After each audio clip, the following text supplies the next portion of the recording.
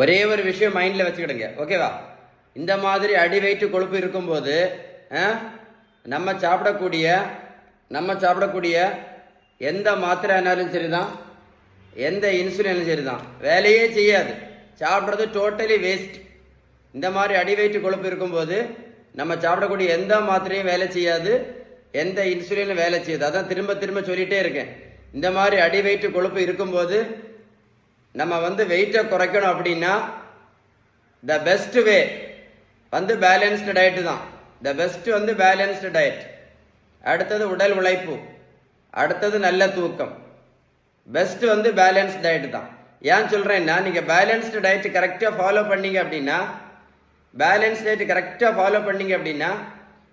நம்முடைய insulin resistance சரியாயிரும். இந்த இன்சுலின் ரெசிஸ்டன்ஸ் சரியாயிடுச்சுன்னு வைங்களேன், வெயிட் டக் டக் டக் அவ்வளோ ஃபாஸ்ட்டாக குறையும். அதுதான் பேலன்ஸ் டயட்டோட பவர். இந்த தம்பிக்கு பாருங்கள், 70 கிலோ வெயிட் குறைச்சிருக்கோம். 140லேருந்து 70 கிலோ. நான் ப்ரோட்டீன் பவுடரும் கொடுக்கல, மாத்திரையும் கொடுக்கல, ஜூஸும் கொடுக்கல, ஊசியும் போடல. இந்த தம்பியை போய் ரோட்டில் போய் நான் ஓடக்குன்னு சொல்லலை. நான் கொடுத்ததெல்லாம் பேலன்ஸ்டு டயட் மட்டும்தான். நான் சொன்ன இன்ஃபர்மேஷன் உங்களுக்கு உண்மையிலே யூஸ்ஃபுல்லாக இருந்தால் கமெண்ட்ஸில் OYES டைப் பண்ணுங்க. வீடியோ லைக் பண்ணி ஷேர் பண்ணீங்க அப்படின்னா நிறைய பேருக்கு யூஸ்ஃபுல்லாக இருக்கும்.